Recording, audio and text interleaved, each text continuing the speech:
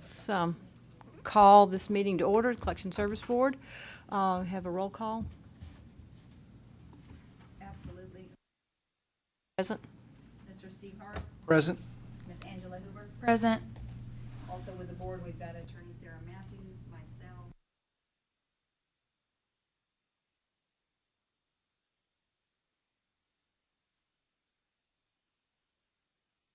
Thank you.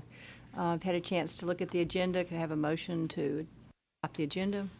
So moved. Second. Had a motion and a second. All in favor? Aye. Adopted. Minutes. Everybody had a chance? Adopt. So moved. Have a second? Second. All in favor? Aye. Director's report. Thank you, and good morning. We are on page 17 on your iPads. This is a quick recap of our financial statements, if you will.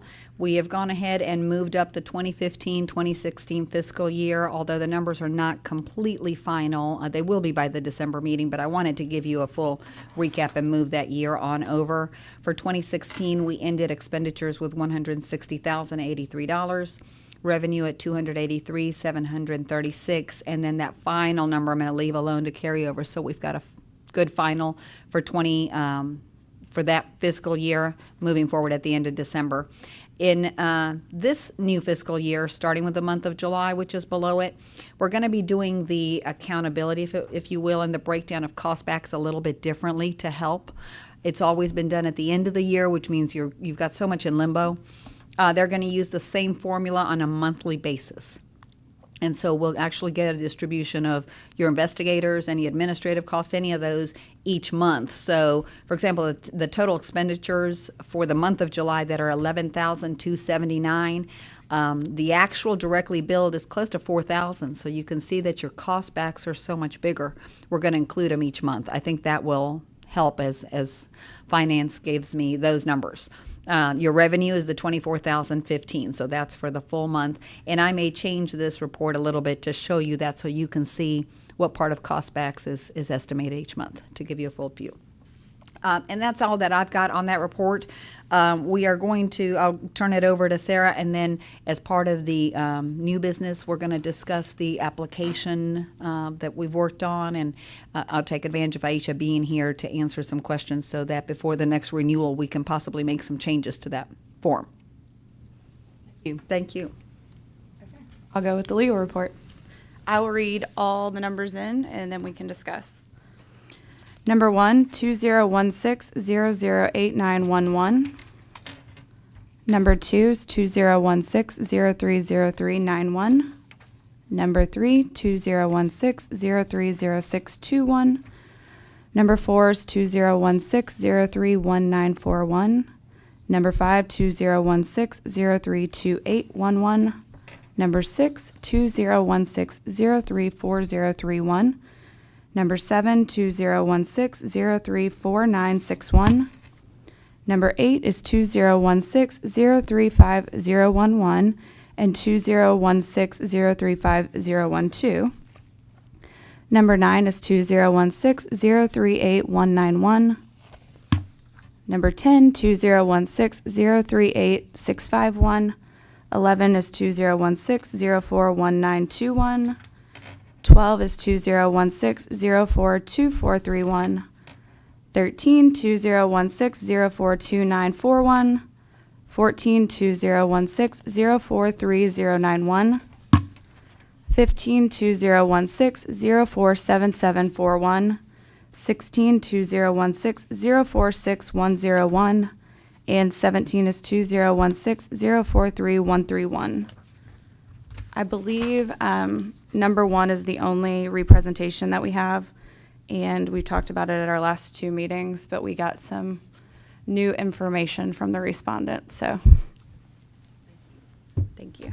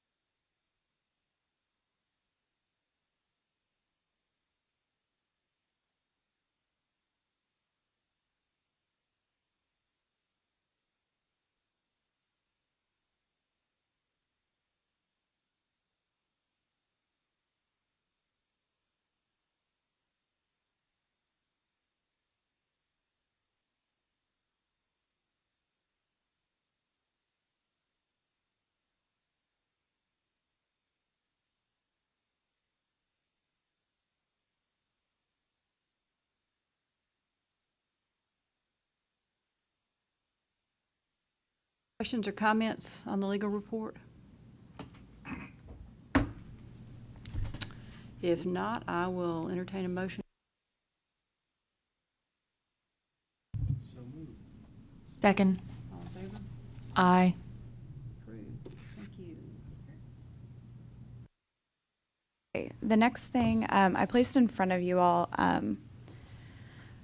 essentially the statutes, we're trying to look at the renewal application. I put a current copy of the renewal application in there and kind of a new copy that I attempted to make on the computer yesterday. My legal mind isn't very computer savvy, but I threw one together and kind of wanted to walk through it with you all just to see if you had any, if there were things that were on the current one that you think need to be on the renewal.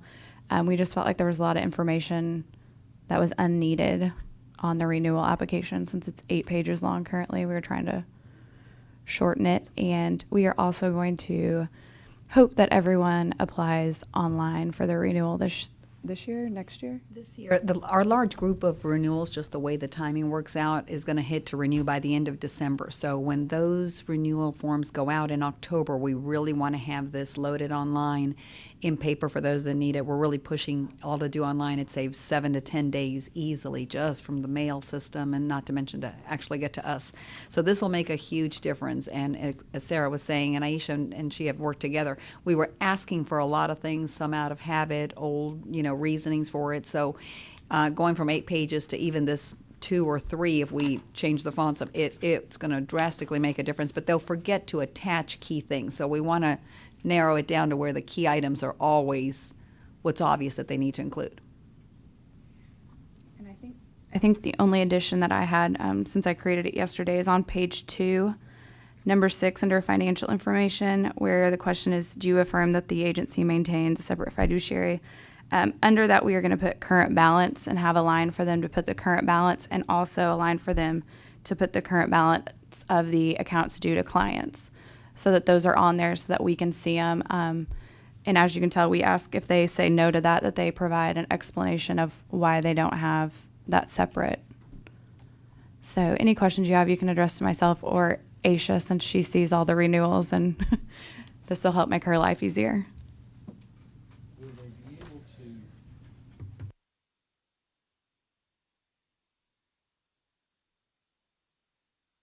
They do it online. They do it online, so there's a,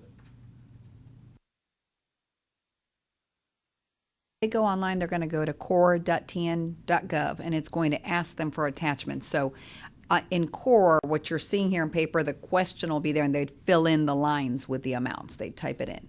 so there'll be space for them to Correct. put the information and not have to attach attachments. Correct. Now, some attachments are mandatory still, correct? And those they will have to attach. Like the balance sheet. Exactly.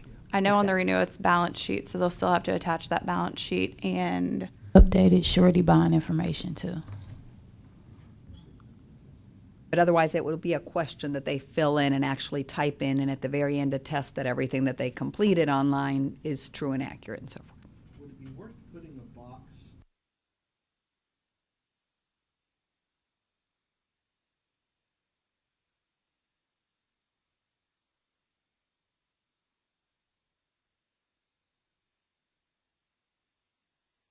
I get you to come, or have the red light thing. I'm afraid I'm not going to have Yeah, you I'm record. Thank sorry. you. No, that's good. If a third option, explanation attached, and then a place to check that. Because that way, they'll answer no or explanation attached, and that's kind of a reminder for them to attach it, and a notice that telling you they think they've attached it, which they may not have.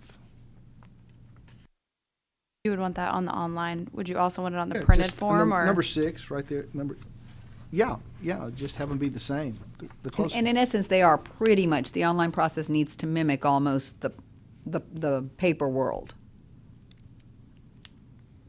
Add that too on the back page there, Steve, where it says ready to submit. Maybe you could have number 6 say any explanations needed. Please make sure to attach any Attach any- explanations. Uh-huh. That's probably a good idea back there where we have, Have that have list, you that completed your checklist. application? And maybe right under completed application, it could be number 2. Make sure all attachments are attached, or have included. Yeah. Oh, Yeah, I think that's a good place to add it. That hopefully at the end, yeah, they'll catch it and it's sort of out on VO anyway. So we'll make sure that it reads correctly. On page 2, number 5, it says in the last 2 years.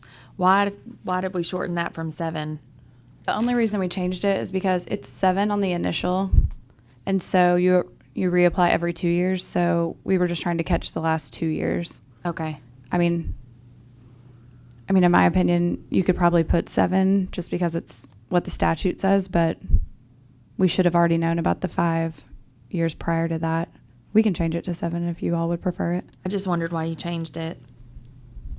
I'm sorry. We were talking about on page 2, number 5, we changed it to in the last 2 years. Our statute requires that they provide that information for the last 7 on the initial application. So I just did it for the last 2 because that's the renewal period. But it could go either way. That's up to you all.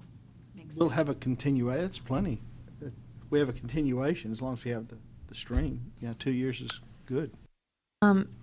Why did you take out whether there are any civil actions pending, misdemeanor or felony charges pending? So we were talking about that earlier. I was thinking about adding one more question in there to kind of put together, to try to lump together the third question and the last question, just because under our statute, it asks if you've been convicted of a felony or fraud. We don't ask, we have no authority to do anything if they have a misdemeanor. The only thing that we could get them for is under part of our statute says, are you fiscally responsible? Are you honest? So we could throw another question in there just to see if they have those, but we technically have no authority that if they have a misdemeanor to deny the application. So I didn't know if those were necessary. What if they have a felony pending? We also discussed in a prior meeting, a felony pending is not a conviction. So would be kind of out of line for us, because I could accuse you of a felony and then you couldn't get a license. That's So our, the fact that it's pending should be immaterial. We had that discussion several meetings ago, I think. Why not a felony pending?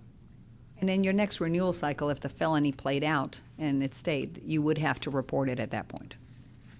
and I think they have a duty to report that to us in our statute. Like if they are convicted, they have a duty to come back to us and then we can bring it in front of you all if there's, if we think that there's a need to look at their, Yeah, but the reality of them doing it's not real high.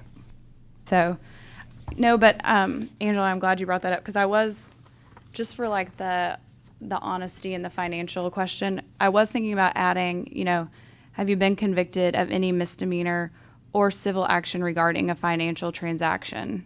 I didn't know if you all would want a question like that, just if they have a misdemeanor or a civil action pending that does relate to a financial transaction, because that would be something that we could look into based on what our statute says. I think it says, Did you say pending or just a judgment? we could put convicted of a misdemeanor or we could say convicted or pending misdemeanor, or it would be adding a new one. And from the old one would be number 3 and the last one. So it'd be kind of mixing those two together, and I could leave them separate. I could put them together. Just that would hit on the, Actually, you could increase the words relating to a financial or honesty transaction. A financial transaction is not always an honesty or trust transaction. And if it's honesty or trust, then they also are questioned under the right. moral moral's not the right word. We have a section that says they got to be a good. Yeah, there's a whole section that says someone who's not trustworthy, proven reputation for honesty and fair dealings, and financially responsible. So we could kind of, If we extend financial to honesty or trust. And can you add civil action into that one that you're adding to? so we would want to say, Why a civil action? Well, because there are some things that might come up that might not be a criminal act, but it still could be.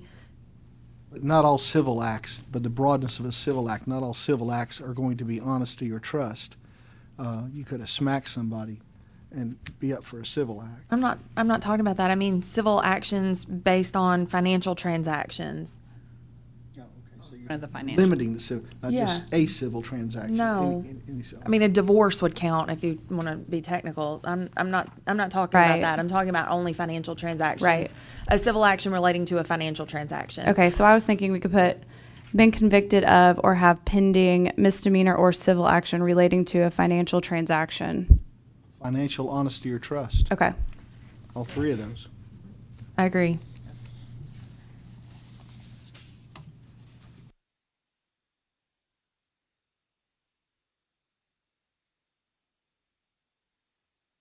Are you I think all this looks really good. okay? Looks Yeah. a lot And you're better. okay with the Good job. number 2 on page 2 instead of on our old application we had that whole page of sole proprietorship LLC, and I just thought it took up a whole lot of room.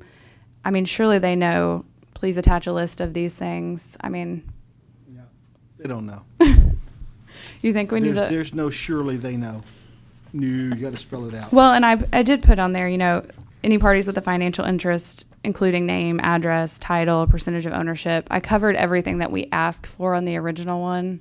And I know that when Aisha gets that, she just puts it in our system as an attachment anyway. So,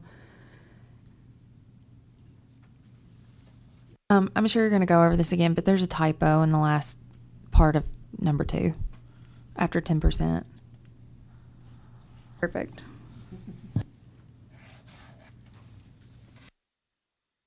I was going to say, I just noticed too on the front page, it still says financial statement and not balance sheet. I'm like, I need to change that.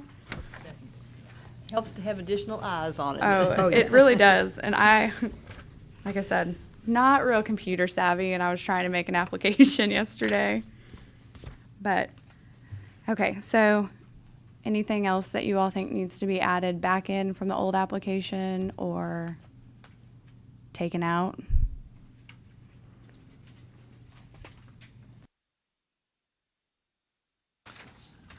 Going back to the agency ownership, is it easier if we just make lines for them to put these things in than for them to attach a page, especially if they're going to apply online? I mean, we could, I know it makes it longer. I could add that page back in. And what I'm thinking is like, I know as you get older, I'm the same way. I like larger print, but we can also make this a little bit smaller and it's not 8 pages long. But I could add that page back in if you all think that's necessary. I think it's page 3 on where it would just kind of lay out. I just Walk 'em wondered if through it it. was easier if they're going to apply online. Is it easier just to have that than it is to attach something? Because can you attach something online? Yes, yes. Okay, absolutely. well, but never mind then. Absolutely. Yeah, the only problem is that if you're a shareholder or a partner, or you have to have places for all of those, and then the attachment. But I do think we need to be more defined on this is an attachment. And like in that box on the last page, we say ready to submit, completed application, attachment, license fee, attachment, surety bond, attachment, current balance sheet, business license. That these are attachments so they'll know it's an attachment. And actually, in the electronic world, if you'll picture, there's actually the list of the items. So it says the following are mandatory attachments, and that's where we are going to add every single one. We're going to call it what they refer to it, and sometimes we abbreviate in our world. So it's actually going to be spelled out to the way, and it'll list every single attachment that they'll need to put in. Oh, that's an attachment. Exactly. It's under the list of attachments needed. Now, they may, go out to their browser on their computer and drag in a picture of the dog. So that's where we've got to check that they got the right document in and that it's made sense and we audit. But it'll list every one of the things they need to include. Yes. Well, and that was kind of my question. On agency type online, is that could it be a drop down? So where when if they click partnership, it would kind of populate name, address of partners. I don't know if No. that's possible, I don't but think it's that sophisticated. Do you remember the testing? That sophisticated at all. Okay. Yeah. If we can change it, we definitely will, but I don't think it's geared that way. It's the same system that every board uses, and it's really designed for the 33 boards. So our questions are very specific, but not necessarily on the pull downs and all the unique items. So we'll do it the best we can. The attachments is where everybody can then make it unique. right. Structure is pretty common to all boards, so maybe just look and see. So Angela, are you thinking we should add page 3 back in? No, I don't want it to be confusing for people attaching things and so forth. But if you're gonna make it clear, then I don't think that's a problem. Okay, and I think what Mr. Harb said in the box on the back, I think will indicate that what are attachments and what are not, just so that they know, because I know that's the biggest thing is that when we mailed out the application last year, it didn't have everything on it, and so ASHA's had a lot of trouble with people not submitting the correct attachments or documents needed. So we are just trying to simplify and spell out as easy as possible. This is an These are the attachment. things that you need, and so we can make those attachments. On sentence number 2, where it says, please note, list all shareholders who own 10% or more of a stock in the corporation. We've asked them to list the percentage of ownership. And I don't know if this is in our law. Is it only 10% of a corporation or 10% of any entity that they own? I want to say that when I went back and watched one of the meetings, this sentence was discussed somehow with Nicole. So I just copied that off of the prior application. So that can be changed. If we're looking for list anyone who has more than a 10% ownership, we ought to drop in a corporation. Just Because you can be 10%. a 10% member, a 10% partner, so if that's what we're looking for, but if we only need it for a corporation, then that's fine. Otherwise, it's limiting. So we would just need to say, please list all who own 10% or more.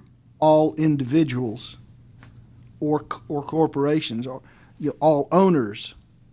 And so not call them shareholders, call them all owners. Okay. That way it covers partnerships, corporations. If you're an owner, more than 10%, you listed. Whatever type of agency you are. Now, obviously, a sole proprietorship is not going to have more than 10%. Right. That's easy. But partnerships, LLCs, corporations. Yeah.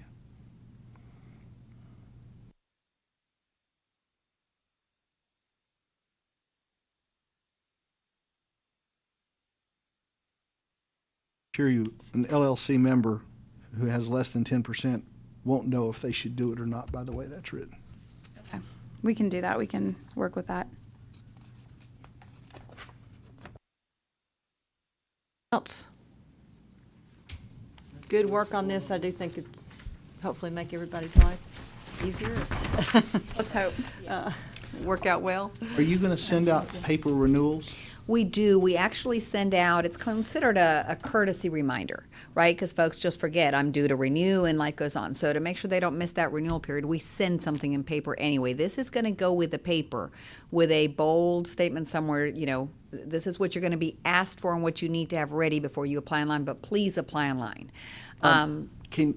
Do we need to send them a paper application or send them a notice that says you may print a paper application offline and have it up? That way they have to go to the site, print it off. They're all on computers. They can all do that. That way we don't give them the form and they can maybe do it online, because you say either print it off or fill it out online, and that's pushed them online. I think that's brilliant, and Well, I wouldn't go Kimberly, that which far. yes, it is. Kimberly Whaley, who's I'm pretty sure your board has met, but she used to handle this. She and I were going to sit down and then work through with Aisha all the questions and kind of test the entire online process, make these final changes, and that's been the goal, to send them as little to have them do paper.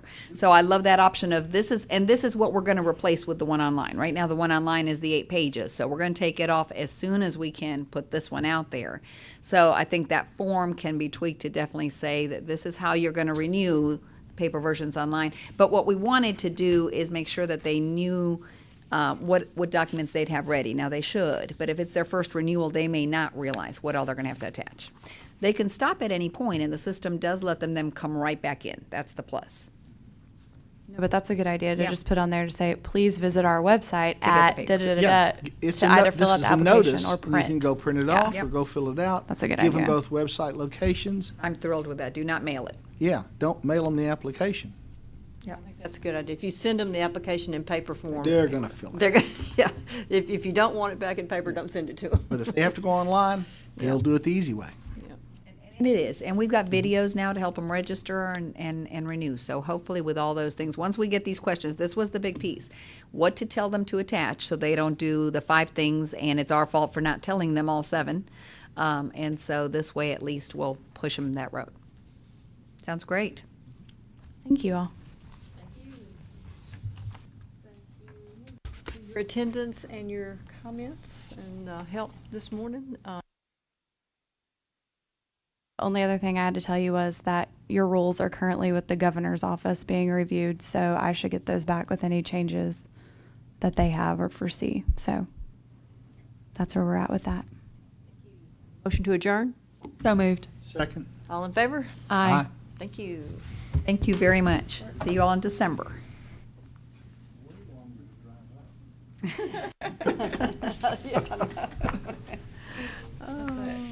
I always feel bad when I come back from my